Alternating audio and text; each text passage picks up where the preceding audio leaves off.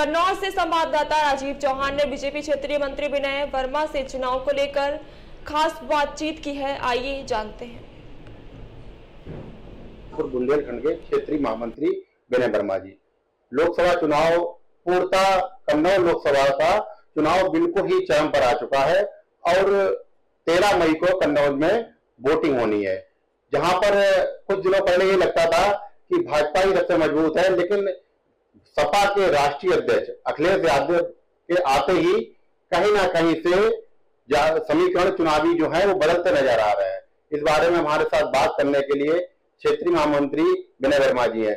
धन्यवाद आपका भारत नेशन से बात करने के लिए। बहुत बहुत धन्यवाद बदली पत्रकार महोदय जी। क्या लगता है कि माननीय सपा के राष्ट्रीय अध्यक्ष आने से कुछ ना कुछ चुनाव में रोचकता, जैसे कि सांसद जी कह रहे थे वर्तमान में सुब्रत पाठक जी की रोचकता बढ़ी है, तो कहीं ना कहीं लोगों के मन में ये आ रहा है कि चुनाव में रोचकता नहीं बढ़ी है, जबकि चुनाव अखिलेश जी तरफा जीत रहे हैं। कुछ ऐसा है क्या?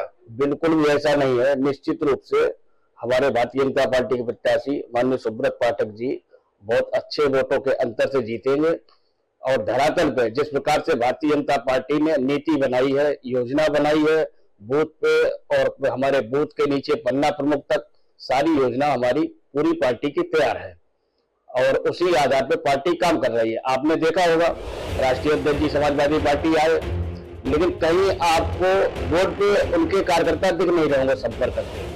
भारतीय जनता पार्टी का कार्यकर्ता संपर्क करते हुए सारी क्षेत्रों में आपको दिखेगा। आपने नगर पालिका गुरसागंज में भी देखा होगा, घर घर जाके हमारे कार्यकर्ता पदाधिकारी सारे भाजपा के लिए वोट मांग रहे हैं। अभी आपने देखा होगा कि उमरदा क्षेत्र में विधायक जी गए थे, वहां उनका जातिगत रूप से भी लोगों ने विरोध किया था, कोई काम नहीं हुआ।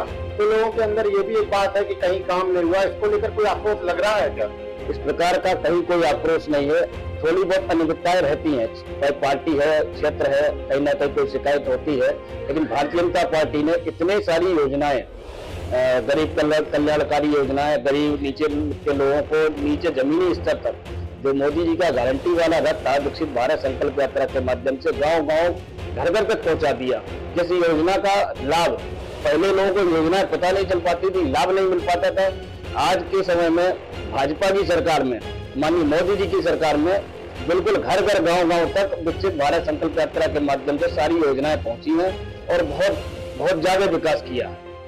अखिलेश जी का भी देखा था सोशल मीडिया पर, उन्होंने दिखाया था कि कन्नौज में जितने भी विकास कार्य हुए हैं जो सपा राष्ट्रीय अध्यक्ष द्वारा ही कराए गए हैं, जबकि वर्तमान सांसद द्वारा कोई विकास नहीं कराया गया। क्या इस बात से आप सहमत है? इस बात से बिल्कुल सहमत नहीं हूँ। सपा राष्ट्रीय अध्यक्ष जी कहते एक एक्सप्रेस वे हमने दिया, भारतीय जनता पार्टी की सरकार बनी, चारों ओर आप देखिए कितने एक्सप्रेस वे, 9 एक्सप्रेस वे आज हमारे उत्तर प्रदेश के अंदर हैं और सारी जब कहीं रोड पे निकलते हैं तो कहीं भी जाम हमको नहीं दिखता। जब समाजवादी पार्टी की सरकार थी, अराजकता थी, गुंडे माफिया हावी रहते थे और रोडों का बड़ा बुरा हाल था, गांवों का बड़ा बुरा हाल था। आज ग्रामीण क्षेत्र में भी आप जाएंगे तो आपको सारी पक्की सड़कें मिलेगी। लेकिन कहीं ना कहीं से एक बात लग रही होगी कि सपा राष्ट्रीय अध्यक्ष बड़ा चेहरा है, तो चुनाव रोचक होगा या बहुत ज्यादा आप लोगों को मेहनत करने की जरूरत पड़ गई है? तो ऐसा कुछ नहीं है। मेहनत तो भारतीय जनता पार्टी का कार्यकर्ता पूरे वर्ष भर करता है। समाजवादी पार्टी के कार्यकर्ता जब आते हैं तो चुनाव में ही दिखते हैं और भाजपा पूरे वर्ष भर अपने 6 उत्सव के माध्यम से प्रतिवर्ष लगभग हर महीने पार्टी मतलब समाज के बीच में रहती है, समाज के प्रति काम करती है। और अब लोग कहते थे पहले समाजवादी पार्टी का गढ़ था, डिम्पल यादव जी लड़ी, चुनाव हारी, और इस प्रकार से अब अखिलेश जी आए हैं वो भी चुनाव हार के ही जाएंगे। कोई अब सपा का गढ़ नहीं रहा। आपने देखा होगा आजमगढ़ भी उनके हाथ से चला गया था, कहीं गढ़ इनका नहीं बचा। सपा राष्ट्रीय अध्यक्ष भी कह रहे हैं कि अब भाजपा ने अपना नारा बंद कर दिया, अब की बार 400 पार। क्या सहमत है?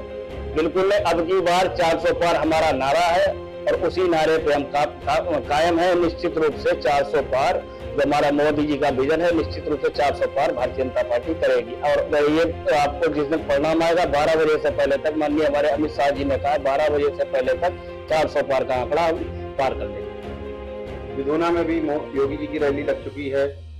आज जैसे कि इटावा क्षेत्र में माननीय प्रधानमंत्री जी की रैली थी, तो कन्नौज में आखिर में क्यों नहीं कोई प्रॉपर कन्नौज क्षेत्र में इस बार रैलियों से कोई वंचित नेता रह गया, कोई वजह है क्या? इसकी कोई वजह नहीं। माननीय अमित शाह जी की रैली कन्नौज यहाँ हमारे कन्नौज लोकसभा क्षेत्र में लगी है। यहाँ नजदीक में कमालगंज विधानसभा थी, वो फरक्काबाद लोकसभा, उसमें कमालगंज विधानसभा में भोजपुर में हमारे माननीय मुख्यमंत्री जी कल रहे थे। और निश्चित रूप से सारे राष्ट्रीय पदाधिकारी यहाँ रहने वाले हैं। अभी कल ही लोकसभा कन्नौज की विधोला विधानसभा में माननीय मुख्यमंत्री जी आए थे। जैसे कि विनय जी, काफी हद तक एक समझ में आता है कि लोग ये कहते हैं कि जब बड़ा नेता कोई आता है और सपा के राष्ट्रीय अध्यक्ष आने से तो क्या वोटों का ध्रुवीकरण भी होगा? तो इस प्रकार का तो कुछ नहीं है। अब बड़ा नेता तो किसे कहेंगे आप? बड़ा नेता हमारे आदरणीय सुब्रत पाठक जी भी हैं, वो भी हमारे प्रदेश के महामंत्री रहे हैं, लोकप्रिय सांसद रहे हैं और सारी सरकार की योजनाओं का लाभ कन्नौज जिले को मिला है। और समाजवादी पार्टी के समय में जो यहाँ अस्पताल बना था मेडिकल कॉलेज, उसका नाम भी बदलवा दिया था इन्होंने। तो हमारे संविधान निर्माता डॉक्टर भीमराव अम्बेडकर जी के नाम से थे, उस नाम को भी बदला गया। इस प्रकार का कुचक्र समाजवादी पार्टी करती रहती है समाज में वोटों का ध्रुवीकरण के लिए। इस प्रकार का कहीं कोई प्रभाव नहीं है। आप कह रहे हो कि उन्होंने बाबा भीमराव अम्बेडकर के मेडिकल कॉलेज का नाम बदल दिया और वर्तमान में जो भी इंडी गठबंधन है वो संविधान बचाओ लोकतंत्र बचाओ का ही नारा चला रहा है, इसके बारे में क्या कहेंगे? हमारे प्रधानमंत्री जी ने बिल्कुल स्पष्ट शब्दों में कहा है, कहीं संविधान नहीं बदलने वाला है।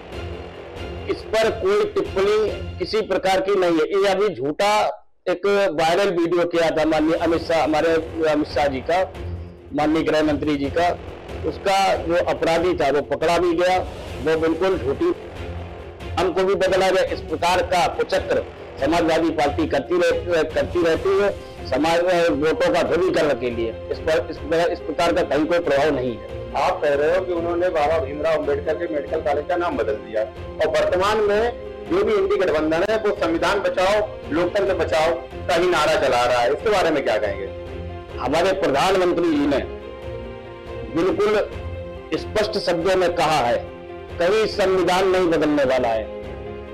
इस पर कोई टिप्पणी किसी प्रकार की नहीं है। ये अभी झूठा एक वायरल वीडियो किया था माननीय अमित शाह, हमारे अमित शाह जी का, माननीय गृह मंत्री जी का, उसका जो अपराधी था वो पकड़ा भी गया। वो बिल्कुल झूठी बात थी, बेबुनियाद थी। वो आरोपी गिरफ्तार हुआ, उसके खिलाफ कार्रवाई भी हुई है। तो अच्छा, अभी कुछ दिनों पहले कहीं ना कहीं पे टोल टैक्स पे भी झगड़े की कोई खबर आई थी, तो क्या लगता है इस तरह के झगड़े समाजवादी पार्टी द्वारा बताया जा रहा है कि समाजवादी पार्टी के समर्थकों ने भाजपा के समर्थकों को मारा ये कहकर कि आप हमारी ही जात के हैं और भाजपा को वोट दे रहे हैं, इस तरह की क्या घटना वाकई में हुई या एक साजिश के तहत बीजेपी के द्वारा ये कहा गया है? नहीं, साजिश कोई नहीं। समाजवादी पार्टी की मानसिकता ही गुंडा प्रवृत्ति की है। इनका जो रहता है, अगर किसी हमारे यादव समाज के व्यक्ति ने भारतीय जनता पार्टी को वोट किया, उनका विजन यही रहता है कि यादव समाज का वोट सिर्फ उनका गुलाम रहे और समाज सपा सरकार को वोट करे। आपने देखा होगा। अच्छा, अगर ये बहुत ज्यादा भले हैं यादव समाज के, तो आप बताइए 6 टिकटें हैं, 6 प्रत्याशी समाजवादी पार्टी के लड़ रहे हैं। 6 प्रत्याशियों में से सारे इनके ही परिवार के क्यों हैं? इसके अलावा क्या यादव समाज पूरे प्रदेश में है ही नहीं? क्या अब समाज में किसी और व्यक्ति को भी टिकट दी जा सकती थी? सिर्फ परिवारवादी पार्टी है, स्वार्थी पार्टी है, समाप्त पार्टी है। जी, जैसे कि कन्नौज जिले में भी दिनेश यादव रहे, पूर्व जिला पंचायत अध्यक्ष प्रतिनिधि संजू कल्याण रहे, ये सब आकर भाजपा में जुड़ गए। तो विपक्षी समाजवादी पार्टी के द्वारा या जो भी इंडी गठबंधन है उनके लोगों द्वारा ये कहा जा रहा है कि ये दबाव डाला गया कि कहीं ना कहीं ईडी का डर रहा है या किसी भी प्रकार का डर रहा है, इस वजह से वो भाजपा में शामिल हुए। आपने देखा होगा, दिनेश यादव जी रहे, दिनेश यादव जी का उत्पीड़न हुआ, दिनेश यादव जी को परेशान किया गया। समाजवादी पार्टी के लोगों ने किया, भारतीय जनता पार्टी के लोगों ने नहीं। आज भारतीय जनता पार्टी 10 वर्ष से केंद्र में सरकार है, 7 वर्ष से प्रदेश में सरकार है। किसी प्रकार का कोई दबाव या प्रेशर किसी व्यक्ति के ऊपर नहीं है। स्वेच्छा से भारतीय जनता पार्टी की विचारधारा से सहमत होकर दिनेश यादव जी आए, संजू कटियार जी आए, उनका भारतीय जनता पार्टी में स्वागत है, सम्मान है।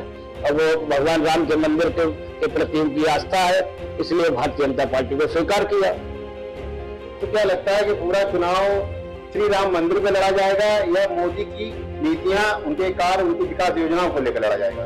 देखिए, राम मंदिर तो हमारा जो हमने अपने उसमें दिया था संकल्प में, हमारा संकल्प था कि राम मंदिर बनना है, वो हमारी सरकार ने बनाया। इसके अलावा भी पूरे देश के अंदर जन कल्याणकारी योजनाओं के माध्यम से गरीब जनता को, पिछड़ों को, सबको लाभ देने का काम भारतीय जनता पार्टी ने किया है। हम उसी विजन पे लड़ रहे हैं।